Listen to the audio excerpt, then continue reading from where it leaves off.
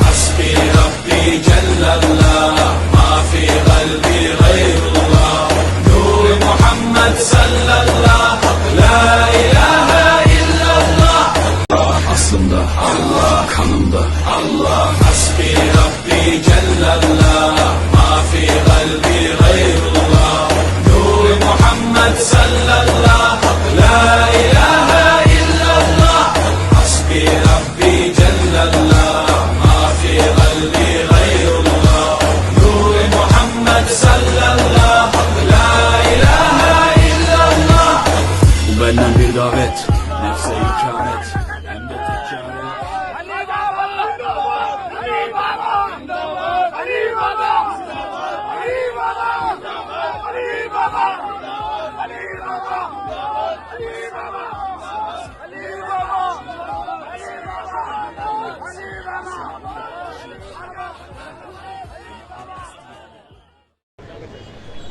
Karnataka Waqf board के Karnataka state वक्फ board के इंतखाबात के आज नताइज थे, रिज़ल्ट था। लगभग रिज़ल्ट सामने आया है। थोड़ी सी फॉर्मेलिटी है, थोड़े से वोट काउंट हो रहे हैं, लेकिन जिस तरह का रुझान मिला है 409 वोट अनवर बादशाह लेकर सबसे आगे हैं। दूसरे नंबर पर सजादा नशीन साहब, अलीउल हुसैनी साहब हैं जो 316 वोट लिए हैं। तीसरे नंबर पर सरवर बेग साहब हैं जो 240 वोट लिए हैं। सेकंड प्रेफरेंस वोट किस तरह से काउंट करेंगे या नहीं करेंगे, जो कोटा होता है उसका लिमिट वो रीच हो चुके हैं, चूँकि अनवर बादशाह तो रीच हो चुके हैं, तो वो किस तरह से प्रोसेस होता है ये क्लैरिटी नहीं मिल पा रही है, लेकिन अनाउंस होने के बाद पता चलेगा।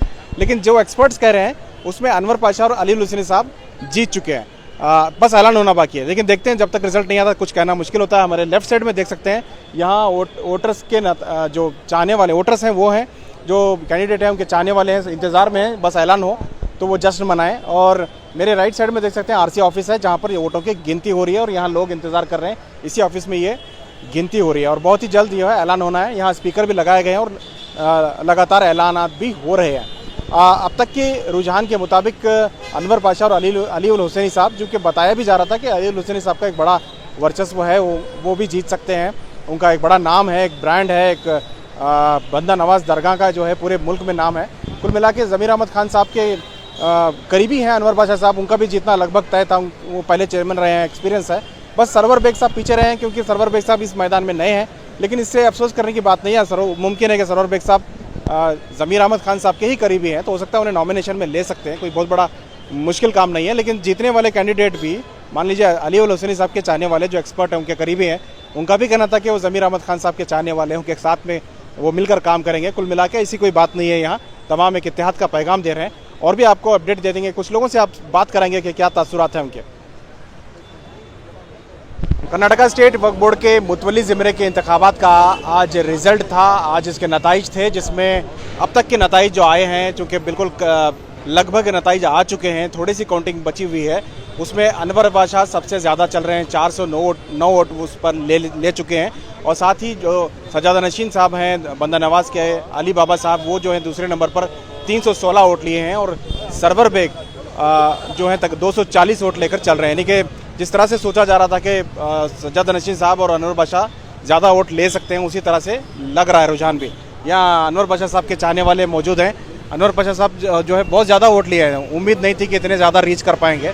409 बहुत बड़ा आंकड़ा होता है, क्योंकि 1030 के आसपास ही वोटिंग हुई है। सबसे पहले मैं तमाम रियासत के औकाफी जो मुतवल्ली हजरात थे उनका शुक्रिया अदा करना चाहता हूँ। हमारा टारगेट, जैसा कि आपने पूछा शाहिद खाजी ने, 409 बड़ा आंकड़ा होता है।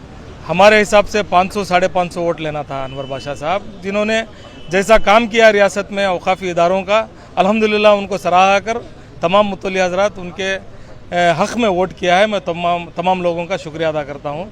इसके साथ साथ हमारे BZ ज़मीर अहमद खान साहब जो औकाफ के मिनिस्टर हैं, वो हमारे उनके साथ और हमारे जब्बार साहब, नसीर साहब, ये तमाम कायदीन 2 कैंडिडेट यहाँ पर मुंतखब किए थे। तो बेंगलुरु डिवीज़न से एक कैंडिडेट हमारे भाई सरवर बेग को इंतखाब में उतारा गया था। तो अल्हम्दुलिल्लाह अभी नताइज तो पूरे नहीं आए, तो अभी फर्स्ट राउंड के हिसाब से 240 सरवर बेग, 316 सज्जादे साहब लिए हैं। तो अभी सेकंड वोट का गिनती चल रही है, तो सेकंड वोट गिनती में उम्मीद है कि सरवर बेग इंशाल्लाह। ऐसा क्यों हुआ कि सरवर बेग को इतने कम वोट मिले? चूँकि दोनों मिलकर आप इंतखाबात लड़ रहे थे, चूँकि आपके इलेक्शन में भी आप इन्वॉल्व थे, इसलिए पूछ रहा हूँ आपको। सरवर बेग को बहुत कम मिले हैं, जबकि अनवर बादशाह साहब को 400 मिले, तो इनको भी कम से कम 350 मिलना था, क्यों कम हुआ? ये डिवीज़न जो बांटा गया था सरवर बेग को, बेंगलुरु और मैसूर, ये डिवीज़न में थे तकरीबन 430 या 440 वोट ही थे यहाँ पर। तो हमारे हिसाब से 290 वोट, 280 वोट वो पहले नंबर पर लेना था, तो हमारे हिसाब से 50 वोट कम लिए हैं यहाँ पर इस डिवीज़न में। तो सज्जादे साहब तमाम चारों डिवीज़न में उनका वोट उनके हक़ में दिया गया है। ये तरीके से हमारे सरवर बेग को थोड़ा कमी हुई है, वरना क्या हमें 2 डिवीज़न दिया गया था सरवर बेग को, उस डिवीज़न में अल्हम्दुलिल्लाह तमाम मुतवल्ली हज़रात उनके हक़ में वोट किए हैं। लेकिन नॉर्थ कर्नाटक से सेकंड प्रेफरेंस ज़्यादा नहीं मिला है। नॉर्थ कर्नाटका से अभी सेकंड प्रेफरेंस का तो चल रहा है, देखते हैं इंशाल्लाह। बिल्कुल देखते हैं। इस वक्त जो है 4 हलकों में जो है इंतखाबात हुए थे, 4 जो रेवेन्यू डिवीज़न होते हैं उसमें तकरीबन 409 वोट जो है अनवर पाशा को मिले हैं, 316 सज्जादे साहब को मिले हैं और इसे ही 240 सरवर बेग को। बाकी के जो 3 कैंडिडेट हैं उम्मीद थी कि वो कम मिलेंगे, वो कम ही लिए हैं। तो देखते हैं, और भी बात करने की कोशिश करेंगे, और भी लोगों से मिलेंगे। वक्फ बोर्ड के इंतखाबात के नताइज लगभग आ चुके हैं। अलीउल हुसैनी साहब जो दरगाह बंदा नवाज के सज्जादा नशीन हैं और काफ़ी नौजवान पढ़े लिखे इंसान, जिस तरह से कहा जा रहा था जीतने के इम्कानात हैं, वैसे ही नज़र आ रहा है। अनवर बादशाह और अलीउल हुसैनी साहब, अली बाबा जीत रहे हैं। उनके अली बाबा के भाई हैं मुस्तफ़ा सैयद मुस्तफ़ा साहब, इनसे बात करते हैं। चूँकि आपका ताल्लुक़ थोड़ा सा पॉलिटिक्स से भी रहा है, दूसरी चीज़ें भी आप देखते हैं, क्या लग रहा था आपके जब नॉमिनेशन भरे थे, लग रहा था कि ये जीत पाएंगे? अस्सलाम वालेकुम। देखिए कैसा है, मेरे वालिद साहब वक्फ बोर्ड से पहले भी मेंबर रह चुके हैं, दादा रह चुके हैं। उन्हीं के हुक्म पर बड़े भाई ने नॉमिनेशन दाखिल किया था, और क्योंकि वालिद साहब की तबीयत अलील थी तो हम ज़्यादा फिर नहीं सके, मगर लोगों ने मोहब्बत और आगे बढ़कर हमारा साथ दिया है। इत्तला तो पॉजिटिव आ रही है अंदर से, मगर अभी रिज़ल्ट आना बाकी है। इंशाल्लाह अल्लाह ताला से उम्मीद है कि अल्लाह ताला भाई साहब को कामयाब करे इंशाल्लाह। लगभग जिस तरह से इतलात मिल रहे हैं कि जीतना तय है अनवर पाशा और अलीउल हुसैनी साहब, कैसे चलेगा आगे? चूँकि इलेक्शन तो हो गया, ये तो पॉलिटिकल इलेक्शन नहीं है, वक्फ बोर्ड का इलेक्शन है। ज़मीर अहमद खान साहब के कैंडिडेट हैं अनवर पाशा साहब, सरवर बेग भी थे, लेकिन अलीउल हुसैनी साहब भी उसमें जीत गए। तालमेल कैसा रहेगा? ज़मीर अहमद खान साहब आपके दरगाह हमेशा आते रहे, आपके मोतक़िद करीबी रहे हैं, सज्जादे साहब जब बीमार थे तब देखने के लिए भी आए थे, तो आपके जो ताल्लुकात हैं वो आज कैसे हैं, इस इलेक्शन के बाद कैसे हैं? देखिए ताल्लुकात तो सबसे रखना ही है, इलेक्शन डेमोक्रेसी में होना हक़ है, मगर ताल्लुकात सबको एक दूसरे से रखना ज़रूरी है और रहेंगे। सब अक़ीदतमंद हैं, वो लोग दरगाह शरीफ को आते हैं और पुराने ताल्लुकात है, तो उसमें कोई दो राय नहीं है।